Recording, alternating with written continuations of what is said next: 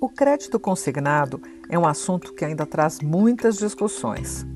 Se por um lado ele é uma alternativa com juros bem mais baixos que outras linhas oferecidas pelos bancos, por outro lado, ele também gera muitas reclamações por parte dos clientes. Há pouco mais de um ano entrou em vigor a autorregulação do crédito consignado, um conjunto de regras sobre como o produto deve ser oferecido aos consumidores. E desde então já foram banidas do setor financeiro 17 instituições que não seguiram as boas práticas de ofertas. Eu sou Mona Dorf e neste episódio do podcast Febraban News a gente vai explicar um pouco mais sobre esta modalidade de empréstimo. Para ajudar a gente a entender melhor como funcionam essas regras, vamos contar com as orientações de dois experts no assunto. Amaury Oliva, diretor de Sustentabilidade, Cidadania Financeira, Relacionamento com o Consumidor e Autorregulação da Febraban. E Carolina Rabelo, diretora jurídica da Associação Brasileira de Bancos, a ABBC, que foi parceira da Febraban na criação desta autorregulação. Se você quiser saber mais sobre o que pode e o que não pode acontecer na hora de contratar o crédito consignado e também quer tirar suas dúvidas sobre o produto, vem com a gente!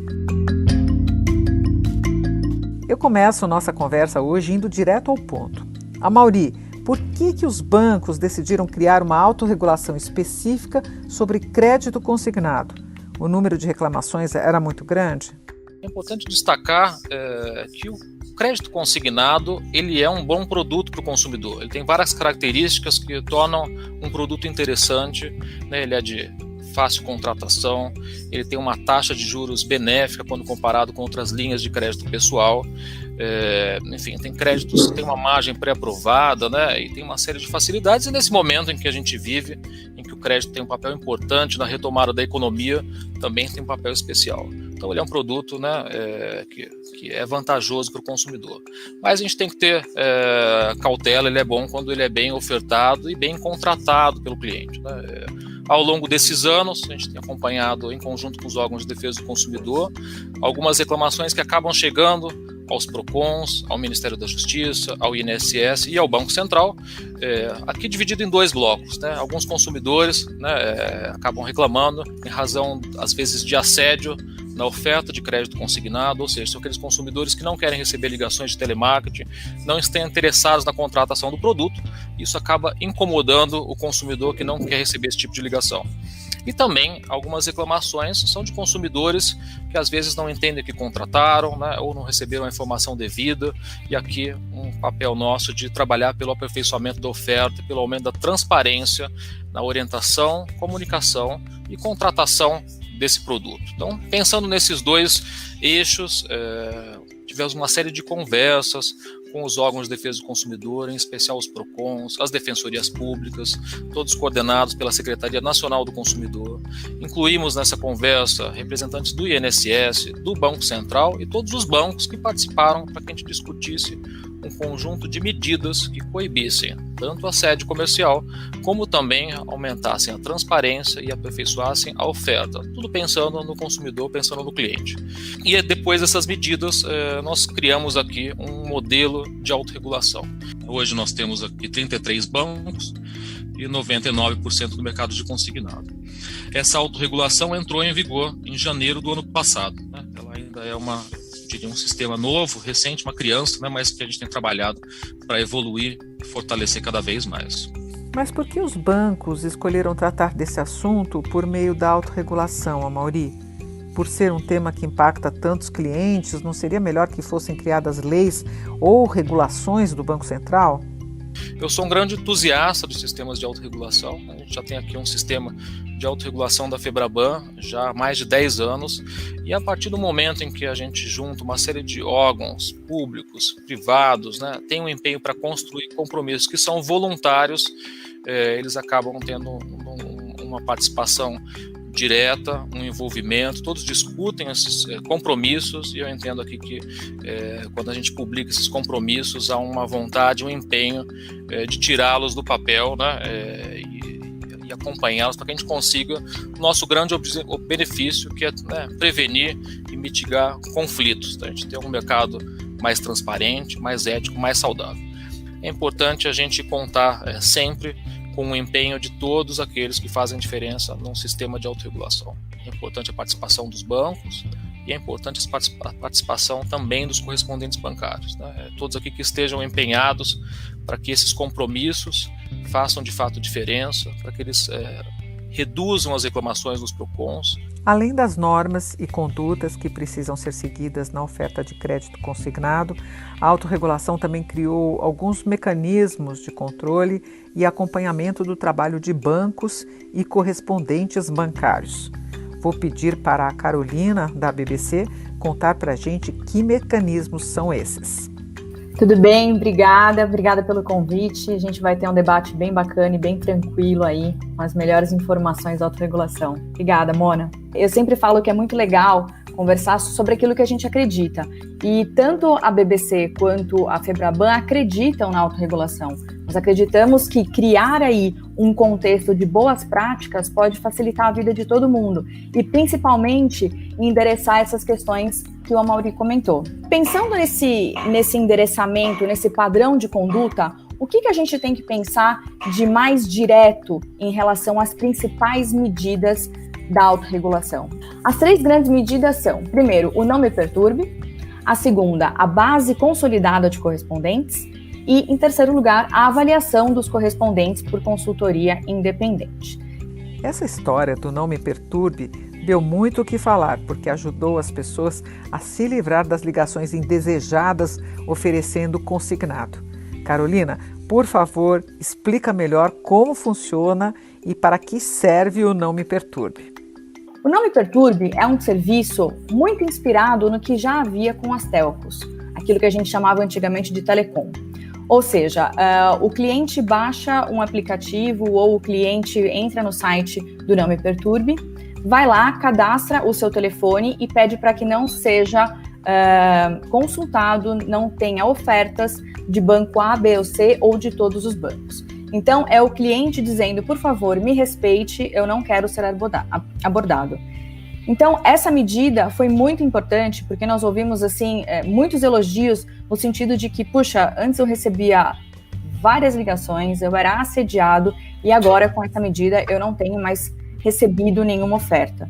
Então, para a gente foi muito interessante ouvir, porque o cliente tem que ser respeitado.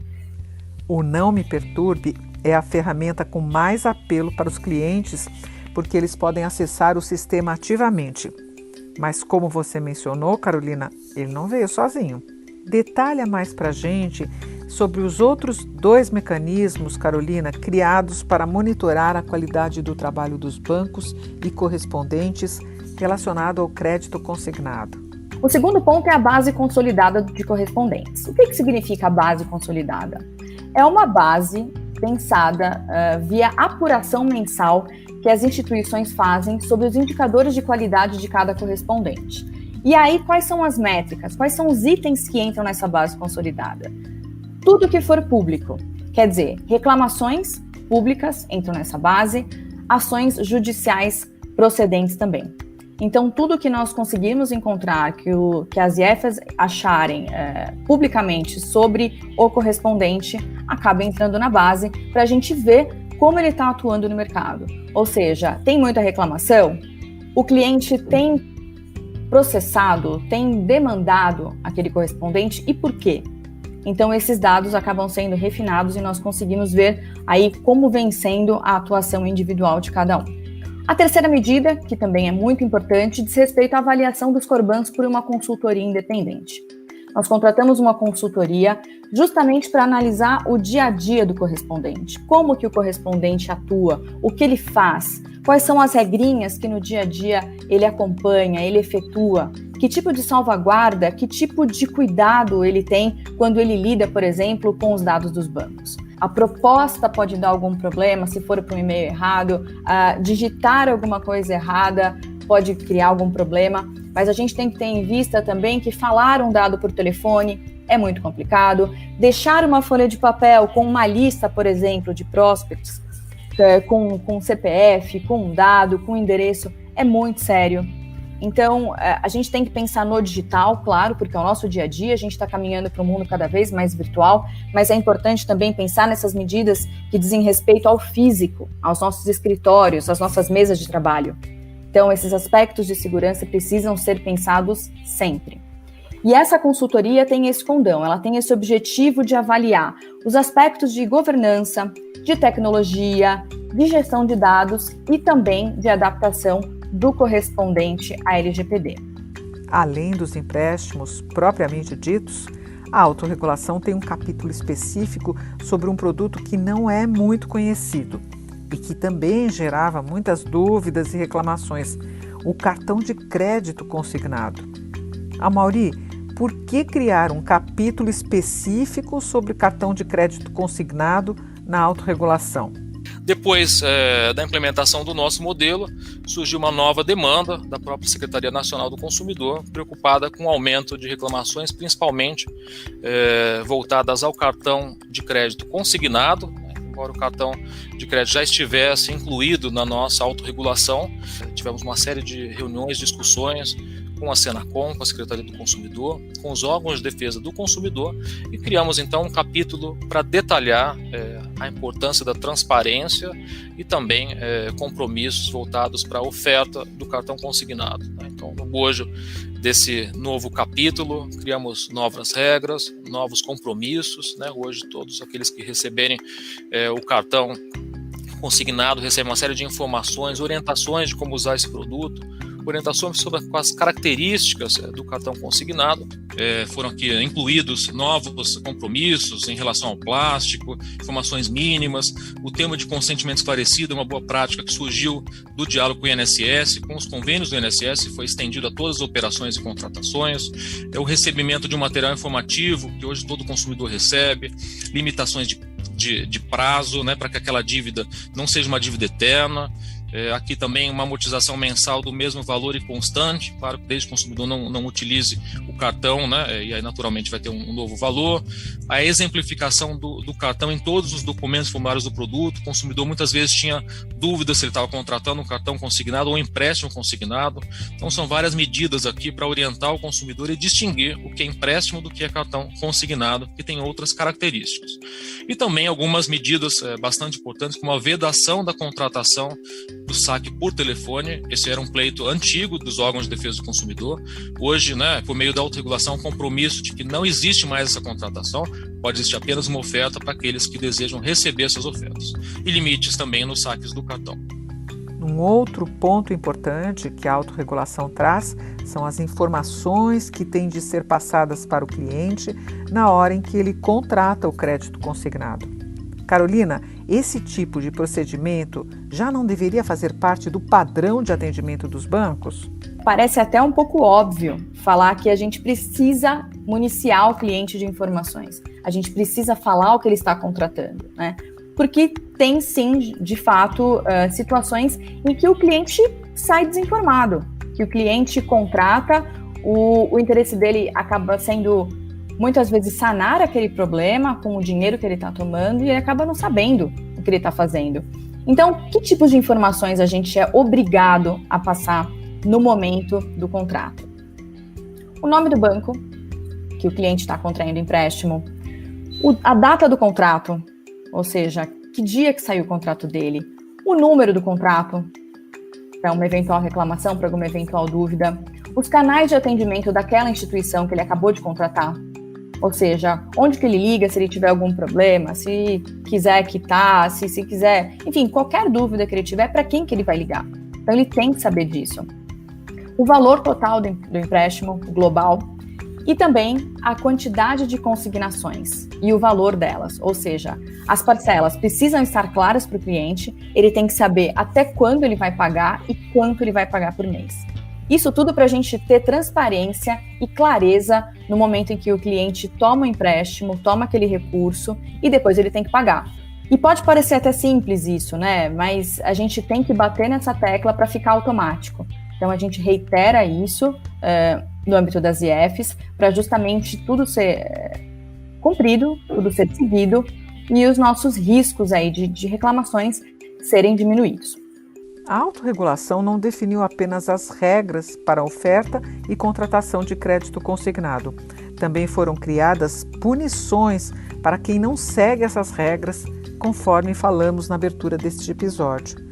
Amaury, quais punições podem ser aplicadas para os bancos e correspondentes bancários que não cumprirem o que determina a autorregulação? Falamos em 17 instituições banidas do setor financeiro. Como acontece esse processo? Em relação às sanções, naturalmente quem descumpre as regras está sujeito a sanções, né? Criamos aqui medidas administrativas em relação ao monitoramento da qualidade dos correspondentes bancários. Aqueles que estão em desacordo recebem no primeiro momento uma advertência, numa reincidência, uma suspensão por 5 dias úteis. Essa suspensão é feita por todos os bancos que fazem parte da autorregulação, porque muitos correspondentes prestam serviço para mais de uma instituição. Então ela é feita de forma simultânea por todos os bancos participantes. E, dependendo das reincidências, as medidas vão subindo 10 dias, 20 dias, 30 dias, até que eventualmente ele seja suspenso definitivamente de novas contratações, aqui na 6ª reincidência. Também há sanções às instituições financeiras que não cumprem os compromissos de autorregulação. No primeiro momento, uma advertência, a multa, variando aqui em relação ao porte e à gravidade da infração, por fim, a exclusão do sistema de autorregulação com a informação e comunicação tanto ao Senacom como ao Banco Central, que são os reguladores. A gente já aplicou 450 medidas administrativas, sendo que 17 desses correspondentes foram suspensos permanentemente. Essa autorregulação realmente trouxe muitas novidades relacionadas ao crédito consignado. Quem estiver nos acompanhando agora e tiver alguma dúvida ou quiser conhecer essas novas regras, o que deve fazer, Carolina? Essas normas estão disponíveis para consulta? Tudo que nós fazemos, todos esses mecanismos são divulgados nas nossas páginas. Então, na página da BBC tem um ponto que fala sobre a autorregulação do consignado, na página da Febraban também tem. Então, tudo que tem a ver com a autorregulação fica sempre muito disponível e de muito fácil acesso. Para finalizar, Carolina, olhando para todo esse processo de construção da autorregulação do crédito consignado, qual é a sua avaliação? A ideia é essa sensação de time mesmo, todo mundo criando um ambiente de negócios que seja mais saudável e que todo mundo fique satisfeito. O consumidor na ponta, o correspondente intermediando isso e o banco, de um outro lado, oferecendo um crédito saudável e assertivo para quem precisa. É isso. Obrigada aí a todos que participaram, aos colegas. Amaury, sua vez, por favor. Encerrando o podcast de hoje, qual é o recado da Febraban para quem quer ou precisa de um crédito consignado? Tanto a Febraban como os nossos bancos associados, a gente não compactua com nenhuma irregularidade, muito menos com práticas abusivas. Estamos trabalhando aqui fortemente para identificar essas práticas, né, e aplicar as nossas regras cabíveis, né, e punindo os abusos. Uma única reclamação, ela traz um prejuízo, ela traz um desgaste para todo o setor bancário, para os correspondentes bancários, né, e também para o produto, que, como já mencionado aqui, tem vantagens para o consumidor, né? Acho que todos aqui só ganham, bancos, correspondentes bancários, consumidores e também o Estado, quando estamos todos trabalhando para que a gente tenha um mercado cada vez mais saudável, ético e transparente. Eu sou Mona Dorf e agradeço a sua audiência. Obrigada por acompanhar mais essa edição do podcast Febraban News, com novidades e tendências do setor financeiro que fazem parte do seu dia a dia. Para saber mais sobre crédito consignado e outros assuntos relacionados aos bancos, acompanhe nossos perfis nas principais redes sociais. Você também pode acompanhar os conteúdos relacionados ao setor financeiro no nosso hub, buscando por Febraban News. Até a próxima!